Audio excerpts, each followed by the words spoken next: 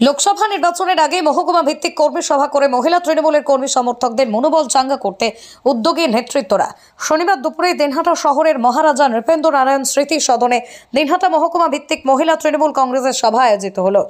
ওই উপস্থিত ছিলেন মন্ত্রী উদয়ন গুহ, কোচবিহার জেলা তৃণমূল মহিলা কংগ্রেসের সভানেত্রী সুচেষ্মিতা দত্ত শর্মা, জেলা সহ সভাপতি মহিলা তৃণমূল কংগ্রেসের সঙ্গীতা রায় বসুনিয়া সহ জেলার অন্যান্য ব্লক পর্যায়ের নেতৃত্বরা।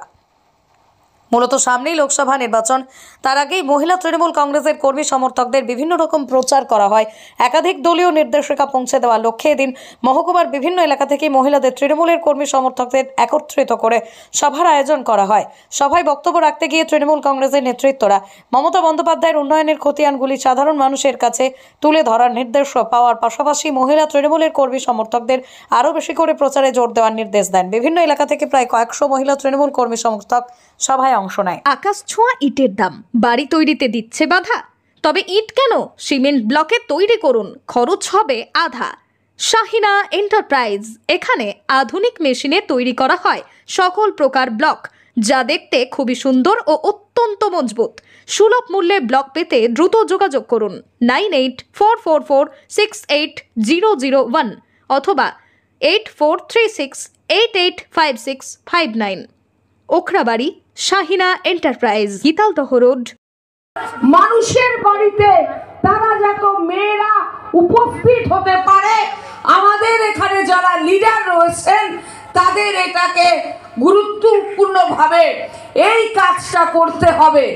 আমাকে যেটা আমাদের মন্ত্রী মশাই তিনি যেটা নির্দেশ দিয়েছিলেন কয়েকদিন আগে, যে আমরা অনেক বড় মিটিং করলাম, আমরা বড় বড় কর্মী সভা করেছি, বড় বড় মিছিল করেছি, কিন্তু আমাদের বুথ লেভেল এবং বাড়ি বাড়ি যাওয়া, বাড়ি বাড়ি অন্তত পক্ষে ভোটের আগে 3 বার করে প্রত্যেকটা মানুষের বাড়িতে পৌঁছতে হবে।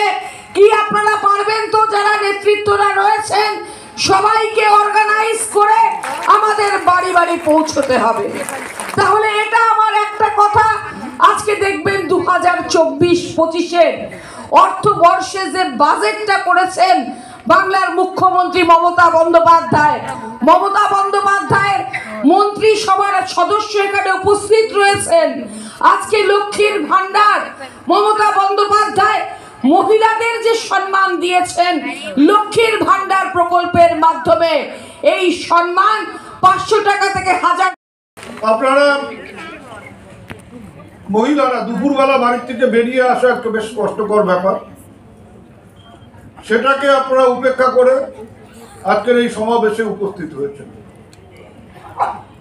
আমি আপনাদের সবাইকে বলবো, যখন মিটিং শেষ হবে বেরোবেন, ধীরে ধীরে এক এক করে বেরোবেন। আমরা একটা গেট দিয়ে বের করব এবং যারা উপস্থিত আছেন প্রত্যেকের হাতে আমরা একটা করে মিষ্টির প্যাকেট বন্দোবস্ত করেছি, তাদের হাতে সেই মিষ্টির প্যাকেটটা। কারণ এটা অন্য কোনো ব্যাপার নয়।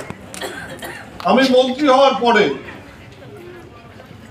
সবাইকে এক জায়গায় জড়ো করে তাদের হাতে একটু মিষ্টি তুলে দেওয়া, তাদের মিষ্টি মুখ করা, সেটা আমার পক্ষে সম্ভব হয়নি। কিন্তু আজকে যখন সুযোগ পেয়েছি সবার হাতে যাতে একটা করে মিষ্টির প্যাকেট তুলে দেওয়া যায়, সেটা